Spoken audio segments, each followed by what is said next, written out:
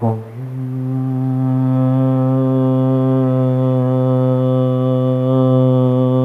नमः सिद्धेभ्यः।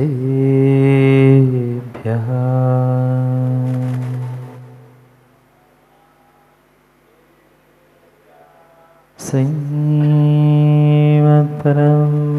गम्भीर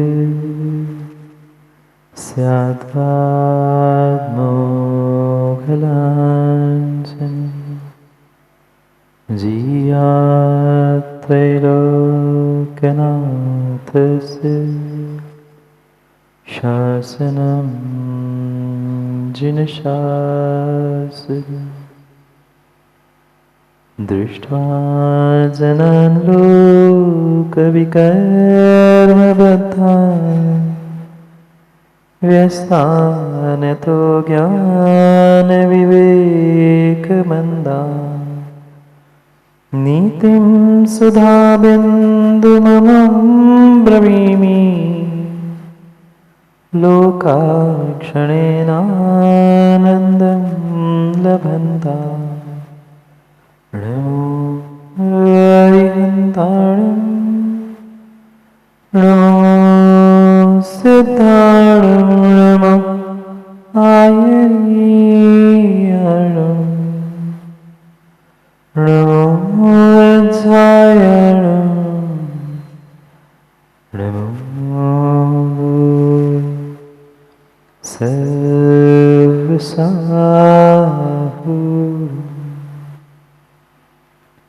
अनंत अनंत परम सिद्ध भगवान की 1800 आदिनाथ भगवान की परम पूज्य आचार्य भगवान कुंद कुंद स्वामी की परम पूज्य आचार्य भगवान काम कुमार नंदी महाराज की परम पूज्य आचार्य भगवान पट्टाचार्य श्री विशुद्ध सागर जी महाराज की सनातन जैन धर्म की बोले पूज मुनि 108 सुप्रभ सागर जी महाराज की। बोले पूज मुनि 108 प्रणत सागर जी महाराज की।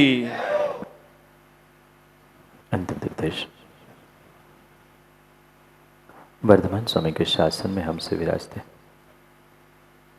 और उनके पावन पीयूष देशना हम सभी के लिए परम उपकारी। अनादिकाल से हमारी इस आत्मा में जो जन्म जरा और मृत्यु रूपी रोग लगे, उन रोगों का उपशमन करने वाली कोई परम औषधि है तो वह एकमात्र यह जिनवाणी है। भव्यात्मा, ये तो आपने शायद सुना होगा कि भगवान के दर पर देर है पर भगवान के दर पर देर है पर अंधेर नहीं। ये सुना होगा और कई बार सुनाया भी होगा।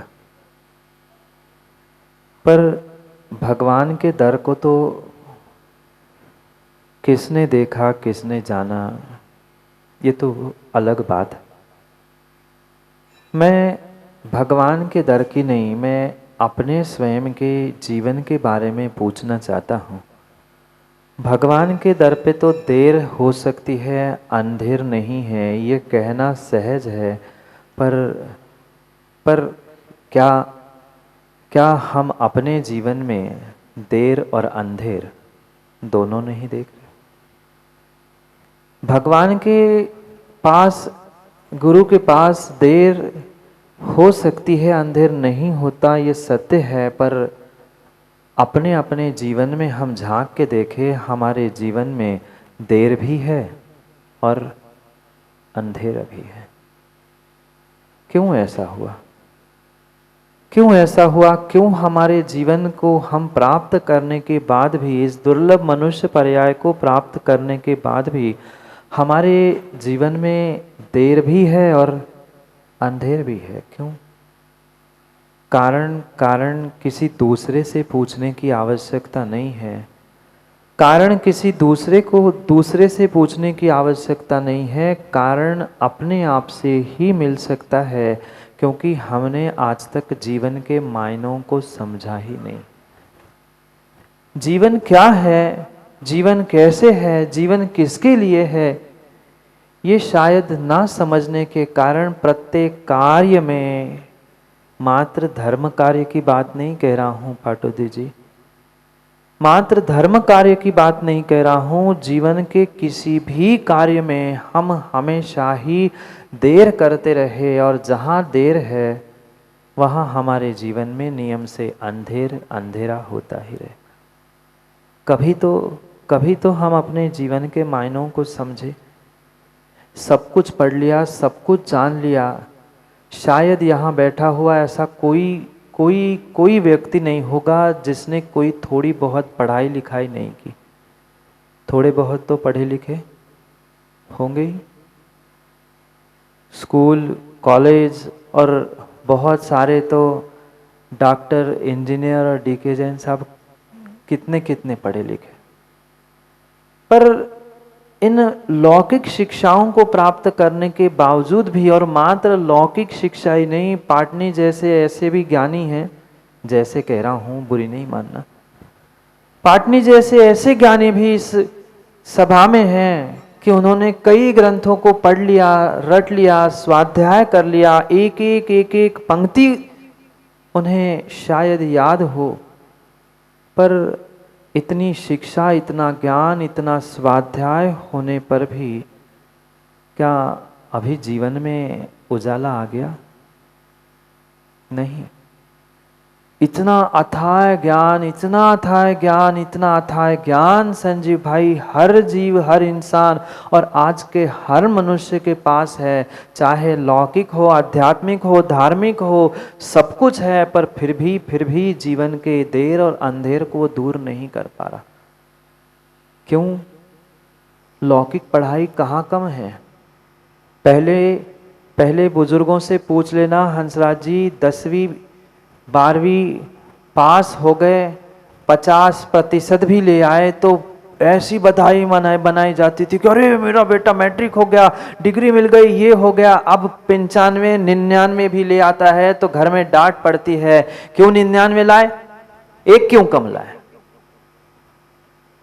समझ में नहीं आ रहा, इतनी शिक्षा, इतनी डिग्री, इतने परसेंटेज, सब कुछ लाने के बाद भी हमारे बुजुर्ग खुश थे, और आज का विद्यार्थी इतना पढ़ने के बाद, इतना रटने के बाद, इतने परसेंटेज लाने के बाद भी घर में आने के बाद डांट खाता है। जीवन में भी, घर की बात नहीं है, जीवन में भी झांक के उनके देखो ना, कितनी सुख शांति, कितनी समृद्धि, और कितने कितने अपने जीवन को वो उन्नत कर पाया। इतना पढ़ा लिखा, इतना स्वाध्यायी होने के बाद भी जीवन से अभी अंधेरा हट नहीं रहा है। जीवन से अभी अंधेरा नहीं हट रहा है। वह समय था जब कभी हमारे बुजुर्ग खोजते थे, कोई ग्रंथ हमें स्वाध्याय करने के लिए मिल जाए, कोई ग्रंथ हमें पढ़ने के लिए मिल जाए। पहले इतने ग्रंथों की छपाई नहीं होती थी जो आज हो रही है। मंदिरों में देख लो, ढेर पड़े हैं, उठाने वाला, खोलने वाला, धूल निकालने वाला कोई नहीं है। ग्रंथ बहुत बन गए। पहले तो हस्तलिखित ग्रंथ होते थे, हाथों से लिखा जाता था, फिर कभी कोई पढ़ता था। आज पढ़ने वाले भी है, ग्रंथ भी उपलब्ध है, समझाने वाले निर्ग्रंथ भी है, पर फिर भी हमारे जीवन में से अंधेरा और देर क्यों नहीं दूर हो पा रहे? क्योंकि जो शिक्षा की, स्वाध्याय की, ज्ञान अर्जन की वास्तव में जो पद्धति थी, जो उसे प्राप्त करने के कुछ आयाम थे, कुछ उसूल थे, कुछ जो व्यवस्थाएं थी, बस सब कुछ चौपट हो गई है। सब कुछ चौपट हो गई है। ये जितने ऊंचे आयाम इस ज्ञान के विषय में थे, ध्यान रखना, मैं किसी मात्र आध्यात्मिक ज्ञान की बात नहीं कर रहा हूँ, लौकिक ज्ञान की भी बात, लौकिक शिक्षा की भी यही आज स्थिति दिख रही है। हर गली मोहल्ले में, और हर गली मोहल्ले में नहीं, हर घर परिवार में डबल ग्रेजुएट और पता नहीं 2-2 4-4 डिग्री धारण करने वाले हैं, पर घर में वो सुख शांति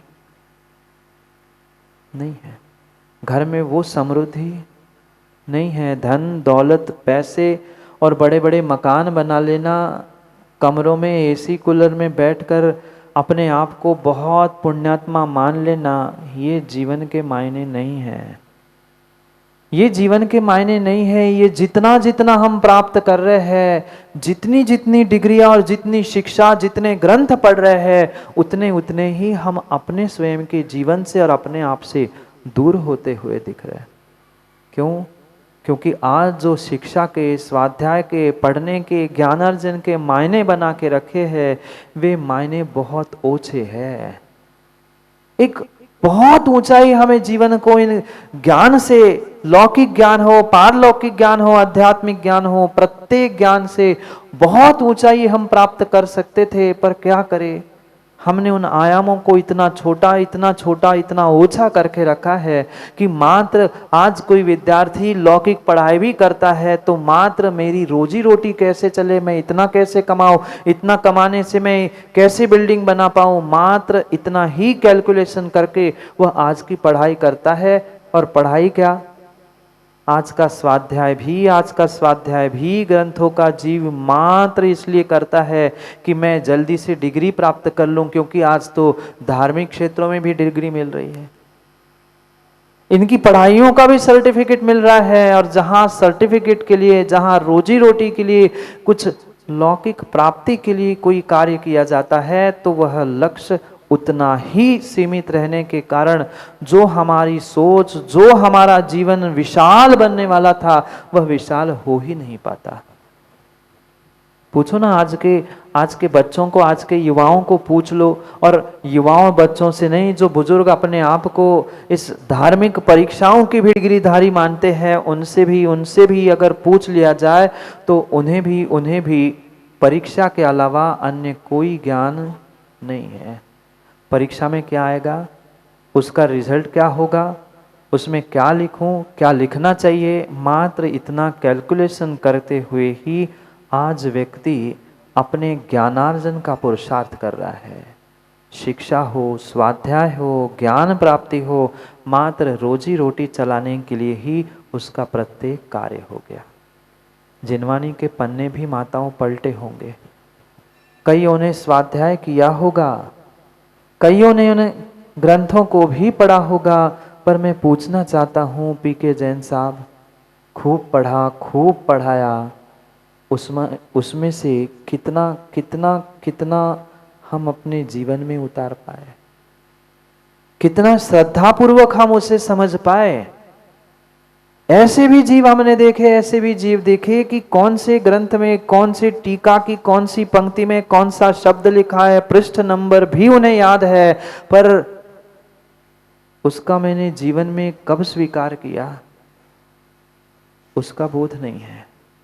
जो श्रद्धा, जो समर्पण इन जिनवाणी के प्रति, शास्त्र के प्रति, ज्ञान अर्जन के प्रति चाहिए थी, वह श्रद्धान बिल्कुल भी नहीं है, बिल्कुल भी नहीं है। जब तक जो हम पढ़ रहे हैं उस पर श्रद्धा नहीं है, उस पर विश्वास नहीं है, तब तक जीवन में ध्यान रखना, ये पढ़ना, ज्ञान प्राप्त करना, शिक्षा प्राप्त करना कार्यकारी हो नहीं सकता।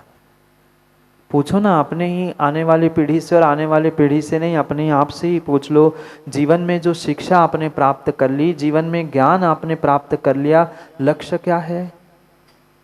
लक्ष्य क्या है? डिग्री मिल गई, डिग्री के बाद नौकरी मिल जाए, नौकरी के बाद आपको सब पता है, कहने की आवश्यकता नहीं है। नौकरी के बाद किसी जीवन साथी की, छोकरी की खोज होती है, बस जीवन समाप्त, जीवन समाप्त। इतनी मेहनत, इतनी मेहनत, इतनी मेहनत, 4-4, 6-6, 8-8, 10-10, 12-12 घंटे पढ़ने वाला, बस डिग्री प्राप्त कर ली, नौकरी मिल गई, एक आध छोकरी से शादी हो गई, काम, जीवन समाप्त।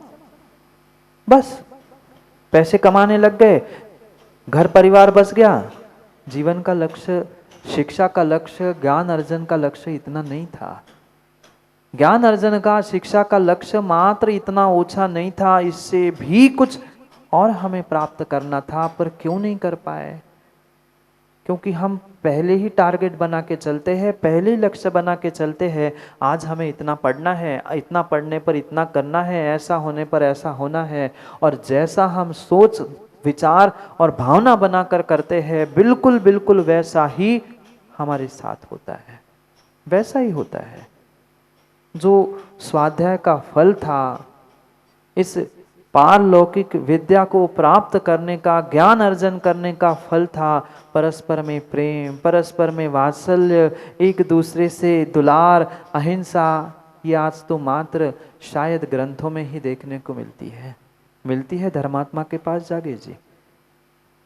शायद शायद शायद विरले ही एक आध दो चार धर्मात्मा के भीतर मिलती है। और ये ध्यान रखना, जितना जितना जितना विशेष आज धर्मात्मा जीव बनता है, जितना विशेष ज्ञानी बनता है, उतना ही उसके पास प्रेम, वात्सल्य और दुलार की कमी है।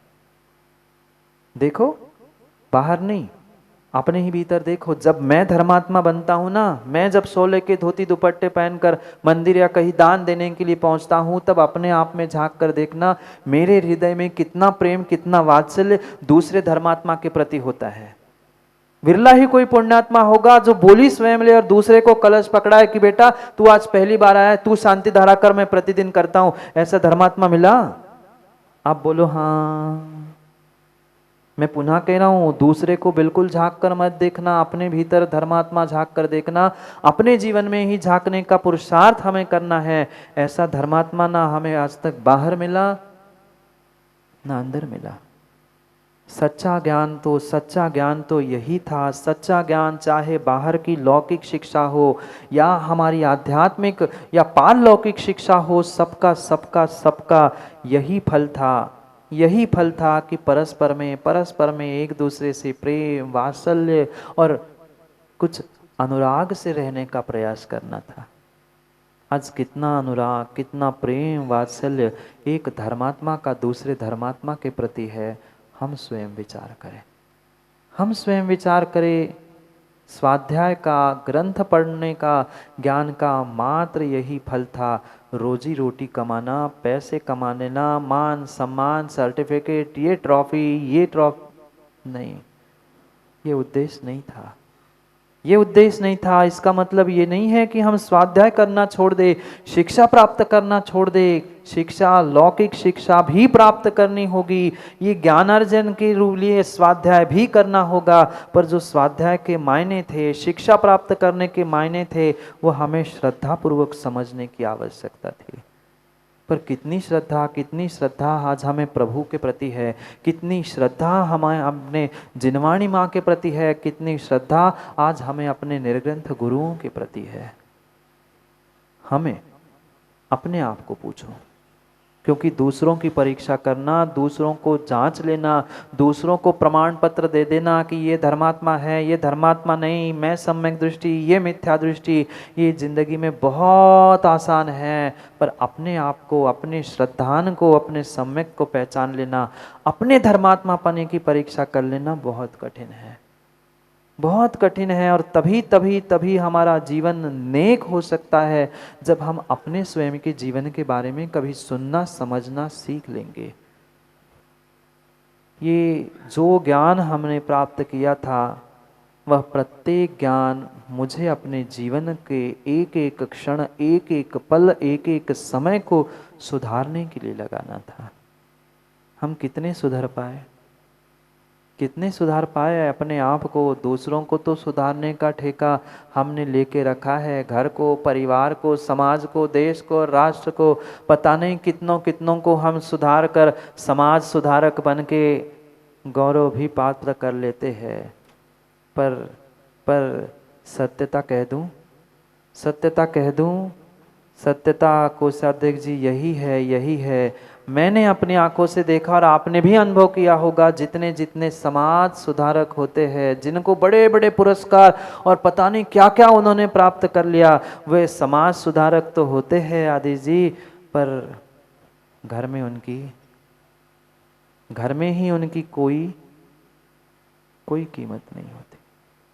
मैं पुनः कह रहा हूँ, दूसरों को झांकना बहुत आसान है ज्ञानियों, अपने आप को झांक कर देख लो, अपने जीवन में झांक कर देख लो।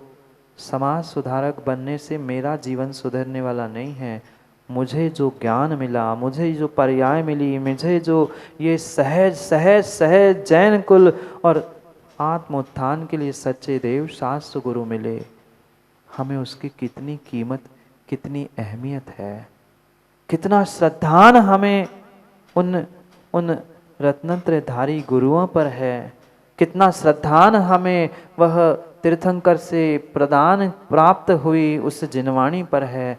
थोड़ा सा हम विचार करें, ये ध्यान रखना, ये ध्यान रखना, कई कई जन्मों का पुण्य, कई जन्मों का पुण्य जब एकत्रित हुआ है तब जाके कभी हमें ये जैन कुल प्राप्त हुआ है, तब जाके कभी हमें ये जैन कुल और सच्चे देवशास्त्र गुरु का सानिध्य मिला है। पर ये सब कुछ मिलने के बाद भी हम कितने जागरूक हैं, हम कितने कितने इन देवशास्त्र गुरु के प्रति अपने आप को समर्पित करते हुए, उनको उनके श्रद्धान को प्राप्त करते हुए जीवन को बदलने का प्रयास कर रहे।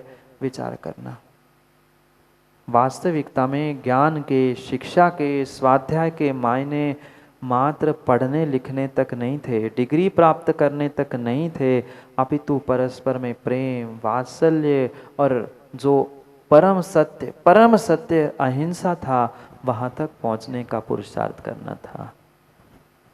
नहीं जी पा रहे हैं 100% अहिंसा, महाव्रत रूपी उस महाव्रत को या 100% अहिंसा का परिपालन श्रावक बन के नहीं कर पा रहे हैं, पर कम से कम कुछ अहिंसक बनने का प्रयास भी तो हम करें। दूसरों की हिंसा करते हुए हम अपने आप को फिर भी बचा सकते हैं, पर ज्ञानियों अपनी स्वयं की हिंसा से, अपने स्वयं के हिंसा से हम कितना बच रहे हैं, ये थोड़ा सा समझे। ये तभी संभव है जब हम अपनी शिक्षा, अपने ज्ञान अर्जन के जो आयाम, जो मायने बना के रखे हैं, उससे बदलने का हम प्रयास करें। बदलना तो पड़ेगा। दूसरों को नहीं बदलना है, हमें अपने आप को बदलना पड़ेगा, बदलवाना पड़ेगा, तभी जीवन में कुछ काम हो सकता है। श्रद्धान है, हम मानते हैं। आप सभी देवशास्त्र गुरु को मानते हो क्या? बोलो हाँ, हाँ बोलो हाँ। राजेश जी हाँ बोलो ना। मानते हैं? ऐसे ही मानते हैं। वचनों से तो मानते हैं, पर अंदर से कितना मानते हैं?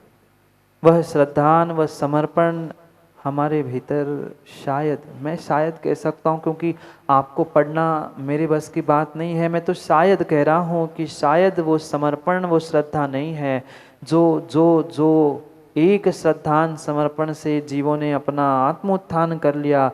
थोड़ा सा ज्ञान, अरे मात्र और मात्र कितना ज्ञान था? तस्मात् भिन्नम तुस्मात् भिन्नम, छिलका अलग है, दाल अलग है, इतना सा मात्र निर्णय हुआ मुनिराज को, उन्होंने मोक्ष प्राप्त कर लिया। क्या ऐसा इतना सा श्रद्धान है? इतना सा श्रद्धान था। आड़म ताड़म कछु न जानम, वाक्य तो हमें सब पता है। सेठ पाक प्रमाणम, सेठ का वाक्य प्रमाण हो गया, उसको नमोकार भी नहीं आता था, फिर भी छीके पर बैठकर नहीं सेठ जी ने कहा है तो हो जाएगा। ऐसा श्रद्धान है? अपने आप से पूछ लो, नहीं है। थोड़ा सा कष्ट आता है, थोड़ी सी विपरीतता आती है, थोड़ा सा संकट आता है, तो पता नहीं नाना स्थानों पर जाकर कहां हम माथा पटक के नहीं आते, किस को खुश करने का प्रयास नहीं कर लेते। क्या करे, हमारे पास माता पिता दोनों हैं, पर हमें अपने माता पिता पर विश्वास नहीं। पर्याय को जन्म देने वाले माता पिता की नहीं, ये परम पिता परमात्मा तीर्थंकर, उन पर कितनी श्रद्धान है, और ये जिनवाणी माँ, उस पर कितना श्रद्धान है। उसे तो नमोकार भी नहीं पता था, जैन धर्म क्या पता नहीं था, मात्र और मात्र श्रद्धान अपने सेठ जी पर था। सेठ जी ने कहा है तो परम सत्य हो सकता है, और मात्र उतनी सी बात उसने क्या सुन ली। पढ़ी नहीं क्या अंजन चोर की कथा? नहीं जानते अंजन चोर कौन था? चोर होने के बावजूद भी क्या श्रद्धान और क्या समर्पण होगा, क्या विश्वास होगा। छीके पर बैठते बैठते एक रस्सी काटता गया, पर श्रद्धान के बलबूते पर नीचे किसी शस्त्र अस्त्रों पर नहीं, विद्या सिद्ध करके अपना कल्याण करके चला गया। हम माँ, ऐसी विषमता तो घर परिवार में नहीं है जैसी सीता पर आई थी। कभी आपको अग्नि परीक्षा तो नहीं देनी पड़ी। सोचना, जो अग्नि में बैठी है फिर भी कितना श्रद्धान था। किसी माँ का चीर हरण हो रहा था, फिर भी श्रद्धान था। आज ना चीरहरण हो रहा है, ना अग्नि परीक्षा है, पर फिर भी हम बिना पैंदी के लोटे के समान कभी इधर लुढ़कते हैं, कभी उधर लुढ़क जाते, कभी इधर भागते हैं, कभी उधर भागते हैं। नहीं वो भी तो है, कभी ये भी तो है। नहीं बन सकता, नहीं बन सकता, नहीं बन सकता। जो जिनवाणी में लिखा है वह परम सत्य मेरे जीवन के सुधार के लिए आवश्यक है। ये जिन जीवों को श्रद्धान है उसका ही स्वाध्याय करना, उसका ही ज्ञान प्राप्त करना कार्य खुद कार्यकारी हो सकता है। चाहे लौकिक शिक्षा के विषय में हो, पढ़ाई किस लिए की, पढ़ाई किस लिए की? आज तो पढ़ाई के तरीके ही बदल गए हैं। परीक्षा में क्या आने वाला है ये आजकल पुस्तकें बन गई है। आज तक 25 साल के 20 साल के रिकॉर्ड इकट्ठे किए गए और अभी तक का ट्रेंड ऐसा था, आज इस ये प्रकार से आ सकता है। ये कैलकुलेशन व्यक्ति करता है, बालक करता है, युवा करता है, विद्यार्थी करता है और परीक्षा में पास हो गया। सामान्य लौकिक परीक्षा में तो पास होना आसान है, पर जीवन की परीक्षा में पास होना मात्र ऐसी पढ़ाई से संभव नहीं है। हमें अपने स्वयं की पढ़ाई करनी है। जो जिनवाणी में लिखा है, जो ग्रंथों में लिखा है, जो पुस्तकों में लिखा है, उसे हमें श्रद्धापूर्वक जानना है, मानना है और उसका हमें प्रैक्टिकल लाइफ में प्रयोग भी करना है। लौकिक पढ़ाई का भी और पारलौकिक पढ़ाई का, तो ही जीवन बदल सकता है। पर महाराज इतना समय किसके पास है? समय किसके पास है इतना? हम पढ़े हैं, ना आने वालों व्यक्तियों को, आने वाली पीढ़ियों को हम कुछ पढ़ाना चाहते हैं। कितने कितने जीव यहाँ बैठे हैं। मैंने पहले भी पूछा था, प्रतिदिन पूजन पाठ करने वाले भी बहुत सारे जीव हैं। मैं उनसे पूछना चाहता हूँ, ये जो व्यवस्था आपके पास है संजीव जी, 8 द्रव्य ही से ही पूजा क्यों? 8 द्रव्यों से ही पूजा क्यों? हाँ बोलते हैं अष्टद्रव्य से, तो वही तो मैं पूछ रहा हूं, अष्टद्रव्य ही बोलते क्यों हैं? 9 शाश्वत अंक होता है ना, 9 चाहिए था कि एक ही द्रव्य से कर लेते। मोक्ष फल में तो सब कुछ नहीं था, अलग अलग करने की क्या आवश्यकता थी? महाराज हमें तो नहीं पता। हमारे बाप दादा से जैसा होता आया है, उन्होंने उठाई द्रव्य ऐसी घुमाना सिखाया, ये पढ़ना सिखाया, हम भी गए, जे फेंका और जे भागे। पता ही नहीं है, कभी समझने का प्रयास ही नहीं किया है। धोती दुपट्टा क्यों, गीले कपड़े करके ही सुखाने थे ना। बढ़िया बढ़िया युवाओं जीन्स टी शर्ट सुखा लो, पहन लो और पहुंच जाओ अभिषेक करने। कभी हमने ना सोचने का, समझने का, ना किसी को पूछने का प्रयास किया। माँ बाप से पूछने भी मत जाना बेटा, पूछने जाओगे ना तो डांट और पड़ेगी। यही कहेंगे हम करते हैं, हमें पूछ रहा है, इतना बड़ा हो गया बाप से प्रश्न पूछते। लो अब क्या समझे हम जिनवाणी को? अब क्या श्रद्धान करें हम अपने धर्म पर? जब बुजुर्गों को ही नहीं पता है, आने वाली पीढ़ी को हम क्या देंगे? और आने वाली पीढ़ी को आप संस्कारित नहीं करोगे, आने वाली पीढ़ी को आप जागरूक नहीं कराओगे, आने वाली पीढ़ी को धर्म क्या है वो उनकी भाषा में नहीं समझाओगे, तो ध्यान रखना रिते जी, अंतिम समय में वो तुम्हारा हाथ पकड़ में मंदिर लाने की भी योग्यता नहीं रखेंगे। कह देंगे नौकर रखिए गाड़ी, उठाओ नौकर और गाड़ी और पहुंच जाओ। ज़्यादा चाहिए तो वो और 2-5 हज़ार का वॉकर और ले लो और चले जाओ। पता नहीं 10-20 साल में तो और एडवांस टेक्नोलॉजी बन जाएगी। वे आजकल तो मैंने रास्ते में देखे, वे ऑटोमेटिक व्हील चेयर है, बैठ जाओ उसमें, बटन दबा दो, जहाँ रुकना है वहाँ बंद कर दो, पहुँच गए, ज़रूरत ही नहीं किसी की। ऐसा ना हो। इसलिए हम समझे और आने वाले पीढ़ी को समझाने का प्रयास करें कि वास्तविकता में हमारा यह जेनेटिक साइंस है क्या? परिपूर्ण विज्ञान जो आज का बना है, ये मात्र और मात्र हमारे जिनागम से बना है, हमारी जिनवाणी से ऐसे रहस्य चुराए गए हैं और उन चुराकर ही उसका ही पेटेंट बनाकर अपना अस्तित्व बनाने के लिए विदेशियों ने, वैज्ञानिकों ने सब कुछ अपना बना लिया। ऐसे ग्रंथ धरोहर के रूप में आज भी विदेशों में हैं, जिसकी बदौलत वे बड़ी रिसर्च करते हुए पूरे ब्रह्मांड को नए आविष्कार दे रहे हैं। हमारा सब कुछ, हमारे ही जिनवाणी, हमारा ही शास्त्र चुराया, उन्होंने रखा अपने पास और उन पे रिसर्च करते हुए उन्होंने दुनिया को खुश करने का प्रयास किया। कहने लगे हमारा आविष्कार है। ये सब हमारे जिनवाणी शास्त्र का ही परम परम परम उपकार है। भगवान के दिव्य ध्वनि में प्रत्येक विद्या प्राप्त हुई है, पर हम कितना समझना चाहते हैं, हम कितना समझना चाहते हैं, हम कितना जानना चाहते हैं, हमें भी समय नहीं है और न हम आने वाली पीढ़ी को समझाना चाहते हैं। क्या करें, क्या करें। वे प्रतिदिन पुरुषार्थ यही चल रहा है और यही प्रयास चल रहा है, जैसे बने, जिसको जहाँ जैसे समय मिले, कम से कम 15-20 मिनट, आधा घंटा अपने जीवन को, अपने आप को बदलने का अवश्य करना ही होगा, करना ही होगा। यहाँ तो कह के भी क्या करे। व्यक्ति को समय नहीं है, फुर्सत नहीं है। जो संजीव जी अभी कौन बैठा था, एक आध दो बैठे थे, दो लोग सुबह जो शनिवार रविवार जो जेनेस्टिक साइंस की विशेष युवाओं के लिए कक्षा होती है, ये कक्षा पहले चतुर्मासों में सुबह 5:30 बजे लगती थी, या तो आदिश भाई पूरा हॉल भला मिलता था। उनको इच्छा थी, समझना था कि हमारे जैन धर्म में ऐसा क्या है, क्यों से वैज्ञानिकता से हमें समझना होगा, ये उन्हें समझने की प्यास थी। हमारी पहली प्यास एसी कूलर ने ऐसी बुझा के रखी है कि हमें समझने की इच्छा ही नहीं है। और बुजुर्गों, आप ही नहीं समझ पाओगे, आप ही आज पकड़कर उन्हें जिनवाणी का रसपान नहीं कराओगे तो ध्यान रखना, बदतर से बदतर स्थिति आने वाले समय में होने की पूर्ण संभावना है। मैं डरा नहीं रहा हूँ, बिल्कुल नहीं डरा रहा हूँ, पर असलियत से आपको वाकिफ कराना चाहता हूँ कि आने वाली स्थिति यही बनने वाली है। ऐसी स्थिति ना बने जो गहरे गहरे रहस्य हमारे इस जिनवाणी में शास्त्र में लिखे हैं, उस सच्चे शास्त्र को जानो, सच्चे शास्त्र को मानो। संसार के प्रत्येक प्राणी का हित इस शास्त्र में निहित है। पढ़ने का प्रयास करो, निकालने का तरीका आना चाहिए। जिनवाणी में कोई विद्या, कोई कला अछूती है ही नहीं है। आज के चाहे डॉक्टर, इंजीनियर, इन सबकी भी विद्या हमारे आगम में लिखी है। एक से बढ़कर एक भेषज शास्त्र लिखे है, एक से बढ़कर एक ऐसी विद्याएं लिखी है जिसका तोड़ आज के वैज्ञानिकों के पास भी नहीं है। एक ऐसा महान ग्रंथ श्री भूवलय नाम का है, नाम सुना?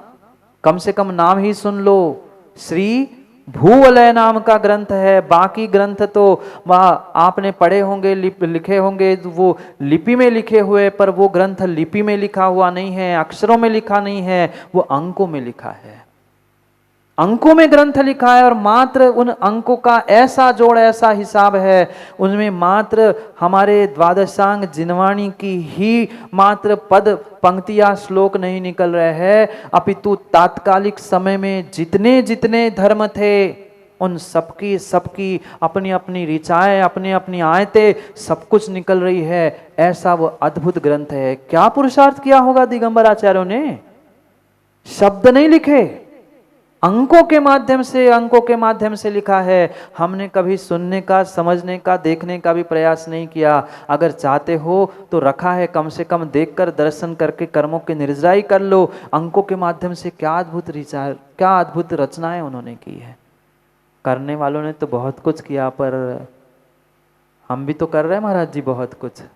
इधर का उधर, उधर का उधर, इधर की 2 पंक्तियां उठाई, उधर की 4 पंक्तियां उठाई, इधर से उधर जोड़ दी और कह लिया हमारा संशोधन है, हमारा संकलन है, हमारी जिनवाणी है, छापो बांटो, हो गए हम ज्ञानी। नहीं, सत्यता कुछ अलग है। सभी संसार के जीवों के लिए हित का उपदेश देने वाली ये एकमात्र जिनवाणी है। और जिनवाणी मात्र नहीं, जिनवाणी माँ है। पर कितना श्रद्धा है माँ पर, कितना हम मानते हैं। क्या करें, आज तो ऐसी विडंबना है कि शस्त्र अस्त्र लेकर लड़ने वाले कम है और शास्त्रों को लेकर लड़ने वाले बहुत है। देखा होगा व्हाट्सएप आचार्यों को, बहुत सारे व्हाट्सएप वीर है, अपने आप को इतने बड़े व्हाट्सएप वीर मानते, इतने बड़े धर्मात्मा मानते हैं कि पूरी धर्म की मिटाने के लिए तैयार है। इसमें ऐसा लिखा, उनने ऐसा लिखा, ये ऐसा पन्ना भेज रहा है, वो वैसा भेज रहा है। दोनों को भी पता नहीं है कि आगम है क्या। जहाँ विरोध है, जहाँ विसंवाद है, वहाँ पाटनी जी आगम नहीं है, जिनवाणी नहीं है, शास्त्र नहीं है। तुमने शास्त्र को भी शस्त्र बना के लड़ने का साधन बना के रखा है। आजकल जानकारी कम और लड़ाई ज़्यादा दिखती है व्हाट्सएप ग्रुपों में। बोलो ना, आप ज़्यादा चलाते हो, हम तो चलाते ही नहीं। हमें तो उड़ती खबरें आती है, हम तो समझ लेते हैं। बनता किस लिए है ग्रुप और होता क्या है ये आप सब जानते हैं। सब जानते हैं लड़ाई ज़्यादा होती है और मैसेज का काम कम होता है। ये ज्ञानी का लक्षण नहीं है, ये सच्चे ज्ञान का लक्षण नहीं है। ये मात्र और मात्र जो विदेशी तुम्हारे देश में आकर उन्होंने जो आपकी बुद्धि पे आक्रमण किया, देश पे नहीं, देश पे तो किया ही था, पर सबसे पहले तो उन्होंने तुम्हारी बुद्धि पर आक्रमण किया, आपका सिलेबस बदल दिया। अरे आज भी आपके भारत का जो इतिहास आप आपके स्कूलों में पढ़ चुके हो ना, वो सच्चा इतिहास भारत का है ही नहीं है, है ही नहीं है। वास्तविकता कुछ और ही थी। जो विदेशियों ने किया वही यहाँ के भी चंद जीवों ने अपने अपनी बातों को भरकर पूरा भारत का इतिहास बदलकर परीक्षा में वही वही पूछकर आपको बहुत छोटा, आपकी सोच को बहुत छोटा करके रखा है। आज लौकिक नहीं और पारलौकिक इस धार्मिक शिक्षाओं में भी यही हो रहा है। ऐसा पढ़ना है, ऐसा आना है, ये प्रश्नोत्तरी ये तैयार करो, डिग्री प्राप्त करो, घर बैठे ही सब ज्ञानी बन गए।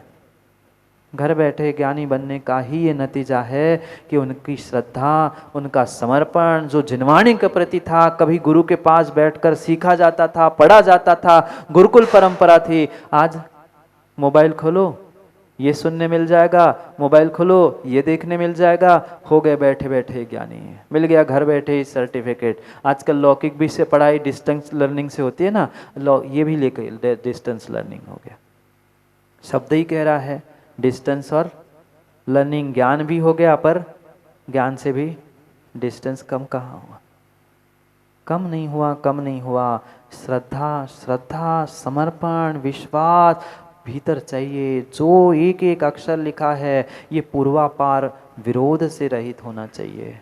हम जो जिनवाणी की आगम की बात कर रहे हैं वह किसी प्रकार से पूर्वाचार्य से या वो जो वर्तमान में आचार्य है उनसे मेल नहीं खा रही है, तो वह जिनवाणी शास्त्र है ही नहीं है, है ही नहीं है। इसलिए नीति सिखाने के पहले, जीवन जीने की कला सिखाने के पहले, जीवन को नेक करने के पहले, नेक मंगलाचरण में आचार्य काम कुमार नंदी नीति सुधा बिंदु के अंतर्गत हमें सच्चे देव, सच्चे गुरु और सच्चे शास्त्र का स्वरूप समझा रहे हैं। सच्चा शास्त्र क्या है, उस सच्चे शास्त्र को यहाँ 9वें श्लोक के माध्यम से समझा रहे हैं। आपके सामने श्लोक है, हम सब मिलकर उस सच्चे शास्त्र का स्वरूप समझने का प्रयास करते हैं। क्रम से पहले हम पढ़ेंगे, फिर आप और हम मिलकर इसका अर्थ भी समझने का प्रयास करते हैं। पूर्वापार विघातात विमुक्ता, पढ़ो। युक्ता कुत नहीं खंडनीय, तीर्थंकराप्त प्रतिपादिता वाक्, शास्त्रम ही सम्यक परभाषणीय। एक साथ पढ़ते। पूर्वापार विघातात विमुक्ता, युक्ता कुतर नहीं खंडनीया, तीर्थंकराप्त प्रतिपादिता वाक्, शास्त्रम ही सम्यक परभाषणीयम। पढ़ो।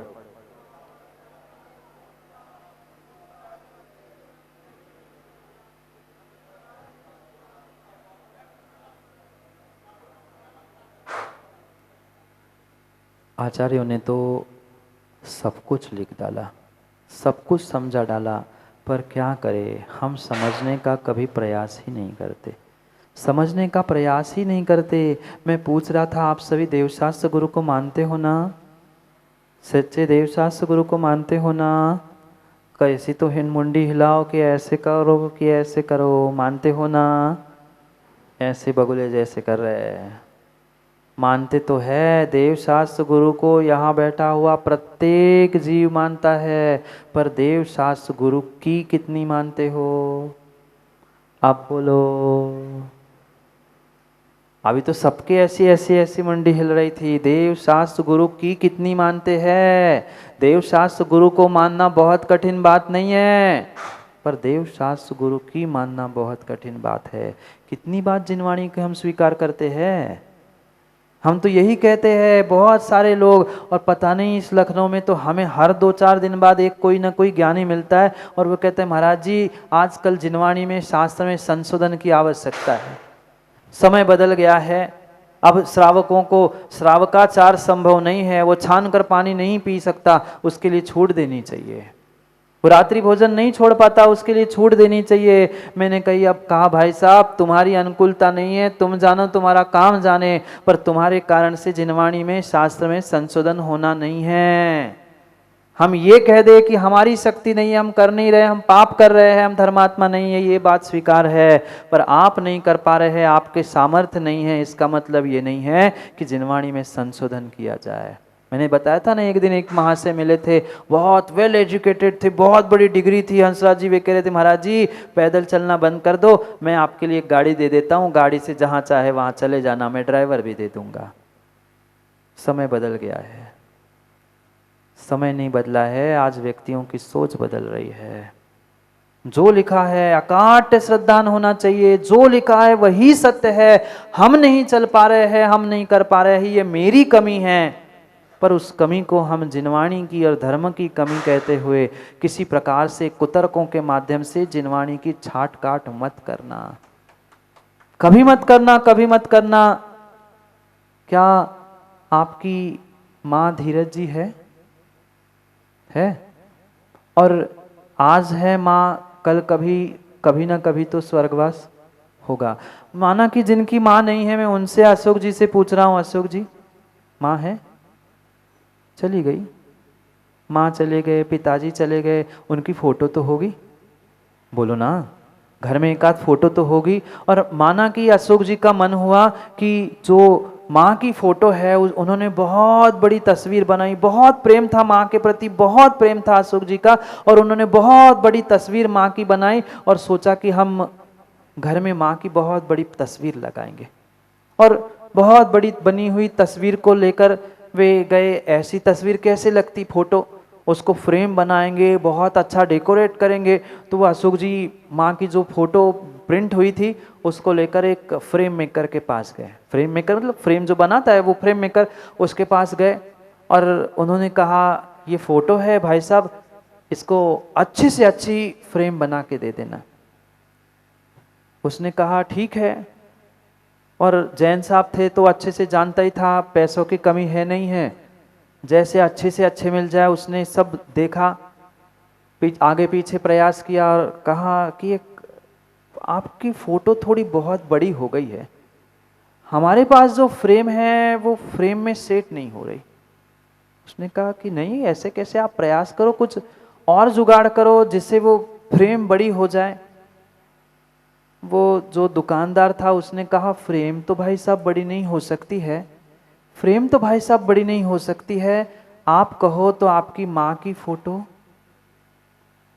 उसने इतना ही बोला अशोक जी से, आप कहो तो मैं आपकी माँ की फोटो को। वो बौखला गए, अकल है तुम्हें, तू क्या बोल रहा है, फोटो किसकी है पता है, मेरी माँ की फोटो है, तू माँ की फोटो काटने की बात करता है। फोटो क्या, मैं तो बोलने वाले थे पर बोल नहीं पाए, मैं तुम्हें भी, फोटो कैसे काटता है, मेरी माँ की फोटो, मैं माँ की फोटो नहीं काटने दूंगा। पुनः बौखला के बोलते हैं तेरे पास बड़ी फ्रेम है तो लगा लो, मैं तो दूसरी दुकान में चला जाऊंगा, पर मैं अपनी माँ की फोटो को काटने नहीं दूंगा, मैं अपनी माँ की फोटो को काटने नहीं दूंगा। तुम्हारे पास नहीं है कोई बात नहीं, मैं दूसरे से बड़ी फ्रेम बनवा लूंगा, पर अपनी माँ की फोटो को, बोलो ना, मैं अपनी माँ की फोटो को नहीं काटने दूंगा। जब मैं अपनी इस पर्याय को देने वाली माँ की फोटो को काटने के लिए तैयार नहीं है, मैं कोई व्यक्ति दूसरा नहीं, मैं तो उदाहरण से अशोक जी का नाम लिया था, आप अपनी पूछ लो, क्या आप अपनी माँ की फोटो काटना चाहोगे? किसी वजह पे नहीं काटना चाहोगे, साइड से काट लो ना, बीच से नहीं काटेंगे। कुछ हो जाए, कोई व्यक्ति अपनी माँ की फोटो को साइड से भी नहीं काटना चाहता है। फिर मैं पूछना चाहता हूँ आज की पीढ़ियों से और आज तथाकथित ज्ञानियों से कि ज्ञानियों, पाटनी जी, क्यों जिनवाणियों को कुतर्कों से काट रहे हो? क्यों जिनवाणी माँ को मेरी काट रहे हो? ये जिनवाणी मेरी माँ है, हमें आवाज उठाना चाहिए। जो ऐसे कुतर्क दे के जिनवाणी को काटता है, मैं अपनी माँ को काटना नहीं चाहता हूं। जो भगवान कुंद कुंद स्वामी ने कहा है, जो हमारे आचार्यों ने कहा है, वही हमारे लिए सत्य। ये जिनवाणी मेरी माँ है, माँ को मैं काटने नहीं दूंगा। तुम्हारी सोच की फ्रेम कम है, तुम्हारी सोच की फ्रेम कम है। अगर बड़ी कर सको तो तुम अपनी सोच की फ्रेम बड़ी कर लेना, पर मेरी माँ को काटने का प्रयास मत कर लेना। ये सच्ची जिनवाणी है, जो दूसरों के कुतर्कों को युक्ति से उत्तर दे। नहीं तो आज की ऐसी ऐसी युक्तियां हो गई है, वे कहने लगे मात्र यहाँ लिखा हुआ है नमो अरिहंताणम नमो सिद्धाणम, बाकी तीन परमेष्ठी थे ही नहीं है। शिलालेख मिल गया, शिलालेख मात्र कुछ सैकड़ों वर्षों का है पाटनी जी। शिलालेख तो मात्र कुछ सैकड़ों वर्षों का है। हजारों वर्ष पूर्व जो हमारा वह लिखा गया है ग्रंथ, उनमें खोज के देख लेना। द्वादश का सार, नमोकार और पांचों परमेष्ठी है। तर्कों से, दृष्टांतों से दिखाया जा रहा है कि मात्र दो ही परमेष्ठी होते थे। ये तुम जिनवाणी की अपनी माँ की काट छाट कर रहे हो, कहाँ जाओगे? विचार करना, विचार करना। कुतर्क नहीं, तर्क है, युक्ति है, लॉजिक है। पर लॉजिक को लॉजिक से ही, यही कहा युक्ता कुतर नहीं खंडितियां। पढ़ो दूसरा पद। युक्ति के माध्यम से कुतर्कों को काटने की आवश्यकता है। आज का जमाना, आज की पीढ़ी प्रत्येक कार्य में युक्ति खोजती है, लॉजिक खोजती है। हमारे पास भी ऐसे लॉजिक, हमारे पास भी ऐसी युक्तियां है, पर सुनने समझने व्यक्ति आए तब ना। क्यों हमारे आगम का ह्रास हो रहा है? क्यों समाज छोटी होती जा रही है? नाना पंथ क्यों बन रहे हैं? आज कोई इनको मान रहा है, कोई गुरु को नहीं मान रहा है, कोई मात्र जिनवाणी के ऐसे ही मान रहा है। ये खंडन मात्र और मात्र इसी कारण से हुआ है कि हमने सत्यता को पढ़ने का प्रयास किया ही नहीं है। जो व्यक्ति आता है उसका कुतर्क हम लॉजिक मानते हैं, युक्ति मानते हैं, प्रैक्टिकल मानते हैं और उसके हिसाब से चलने का प्रयास करते हैं। कभी जिनवाणी खोलो, कभी जिनवाणी के लॉजिक को समझो। ग्रंथों के ग्रंथ पढ़े हैं ये लॉजिक सिखाने के लिए। आज तो परीक्षाएं होती ना, बड़ी बड़ी कॉम्पिटिटिव एग्जाम्स में वे लॉजिक का पेपर होता है। क्यों? वहां तो लॉजिक सीख रहे हैं। हमारे जैनागम का लॉजिक न्याय ग्रंथों के माध्यम से सीखो ना। पर उसके लिए कहाँ समय महाराज जी? उसके बदले में कुछ दे रहे हैं सो बताओ। क्लास में आने के बाद एक आध गंडा तावीज, दुकान में पैसे कमाने का साधन वे मंत्र आगम से खोल कर दे रहे, तो बताओ आपको भगाना पड़ेगा, इतनी भीड़ मिल जाएगी। पर अपने जीवन को सुधारने के लिए, सुख शांति के लिए जीव कुछ आगम को सुनना जानना ही नहीं चाहता। युक्त्या कुतर के नहीं खंडिता। युक्तियों के द्वारा उन कुतर्कों का खंडन किया जाता है। कोई कुतर्क से ये किसी प्रकार से हमारी जिनवाणी दूषित नहीं होती। क्यों? क्योंकि पूर्वापार विघातात विमुक्ता। पूर्व और पार मतलब आज और पूर्व के किसी प्रकार से बाधा, किसी प्रकार के विरोध से वह जिनवाणी युक्त है ही नहीं है। जहाँ विरोध है, जहाँ लड़ाई है, जहाँ विसंवाद है, वहाँ आगम जिनवाणी शास्त्र है ही नहीं है। मुझे तो समझ में नहीं आता कैसे ज्ञानी, कैसे विद्वान, कैसे पंडित और कैसे अपने आप को आगम के ज्ञाता कहते पीके जैन साहब आप। जब हमें समझ में नहीं आ रहा है तो हम उनको ही लेकर लड़ रहे हैं। रहस्य तो तब समझ में नहीं आता जब ऊपर की पंक्ति उसी आगम ग्रंथ की, उसी आचार्य की हमें स्वीकार है और चार पन्ने पलटकर जो हमारी मन की बात नहीं है वो हमें स्वीकार नहीं है। ऐसे मिले हमें लोग। मैं मन की बात नहीं कह रहा हूं, सत्य घटना है सिद्धू भाई।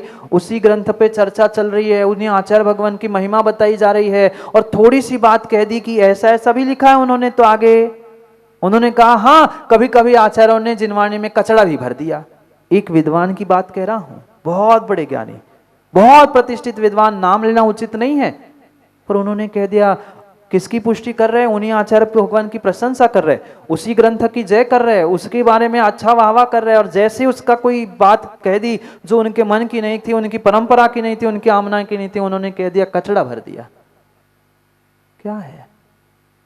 क्या है? ये रोजी रोटी के लिए ज्ञान, स्वाध्याय, शिक्षा, डिग्री प्राप्त करना, ये आगम की व्यवस्था है ही नहीं है। आज मात्र और मात्र वह रोजी रोटी के लिए डिग्रियां प्राप्त करने के चक्कर में यह व्यवस्थाएं बिगड़ रही है।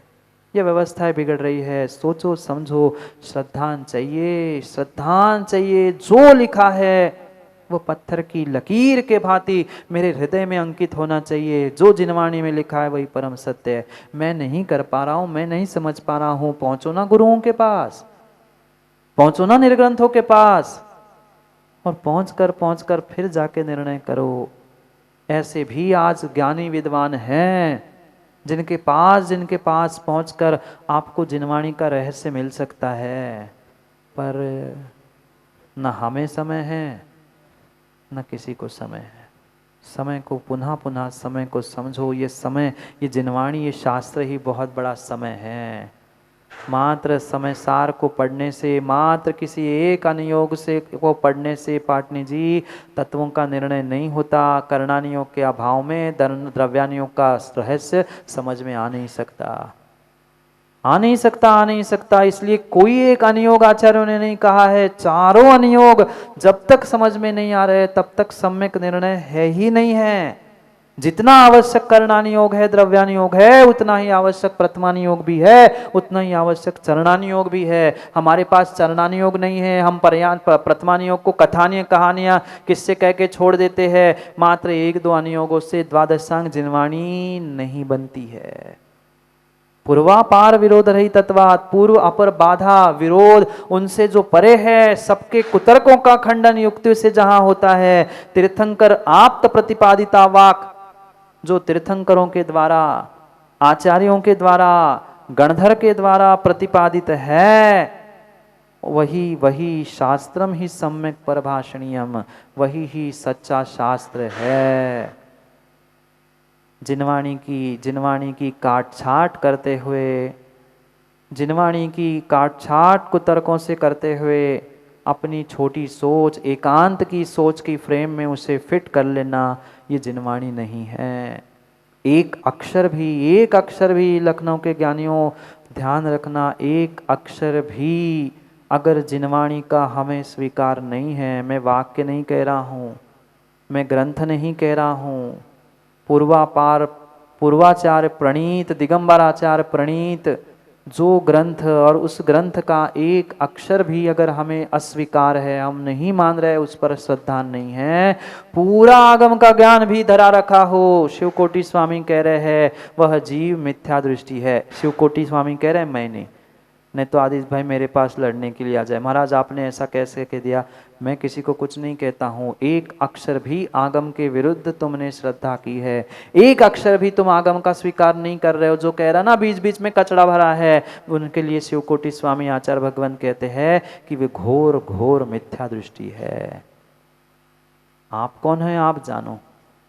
एक अक्षर भी अगर हमें, एक अक्षर पर हमें विपरीत लग रहा है, इसमें सुधार करने की गुंजाइश लग रही है, तो पक्का है अभी आपके श्रद्धान में सुधार करने की आवश्यकता है, ग्रंथों में नहीं। जाओ, धार करने का समय हो गया। सुधार हो पाए नहीं हो पाए, हाँ जिनवाणी से हम अपने अपने वक्तव्य, अपने आप को धार करने का, धार समझ रहे ना, उसको धार करने का तो प्रयास कर रहे, पर सुधारने का नहीं। जाओ, छुरी को धार नहीं, अपने जीवन को सुधार में करने का प्रयास करो।